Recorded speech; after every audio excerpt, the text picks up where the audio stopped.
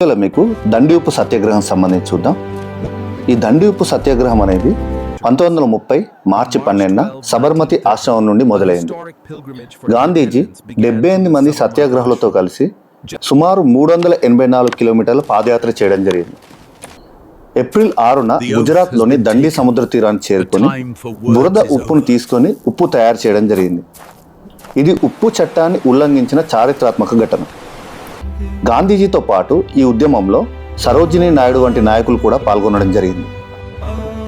ఇంతకీ సత్యాగ్రహం అనేది ఎందుకు చేశారు? ఆనాటి బ్రిటిష్ ప్రభుత్వం ఉప్పు పైన పన్ను విధించడం జరిగింది.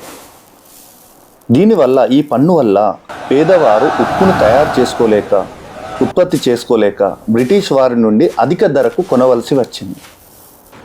దీనికి గాను ఈ 1882 సాల్ట్ యాక్ట్ ద్వారా, ఉప్పు చట్టం ద్వారా ఇంకొక కండిషన్ ఏంటి అంటే, భారతీయులు సముద్రపు నీటిలో ఉప్పు తయారు చేసుకోవడం కానీ, అమ్మడం కానీ, కొనడం కానీ కంప్లీట్గా నిషేధించడం జరిగింది.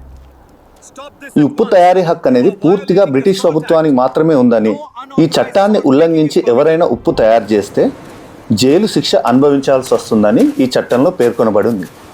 అయితే దీన్ని ఉల్లంఘించి గాంధీజీ ఈ ఉప్పు సత్యాగ్రహాన్ని 78 మంది సత్యాగ్రహులతో మొదలు పెట్టడం జరిగింది.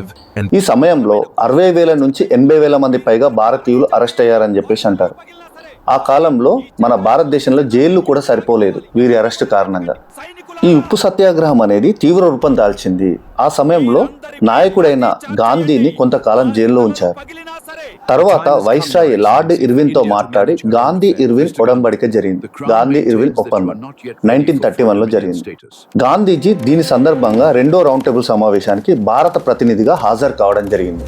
వీరిద్దరి ఒప్పందం ప్రకారం ఈ సత్యాగ్రహ నిబంధనలు అనేది కొంతవరకు తగ్గాయి. చివరిగా చెప్పాలంటే ఉప్పు సత్యాగ్రహం ప్రజల్ని జైల్లోకి మాత్రమే పెట్టింది, కానీ వారి హృదయాల్లో స్వాతంత్ర స్ఫూర్తిని మాత్రం బలంగా నిలిపిందని చెప్పొచ్చు. ఇదే దండి ఉప్పు సత్యాగ్రహం. వీడియో నచ్చితే మాత్రం లైక్ చేయండి, మీ ఫ్రెండ్స్కి షేర్ చేయండి. Thank you.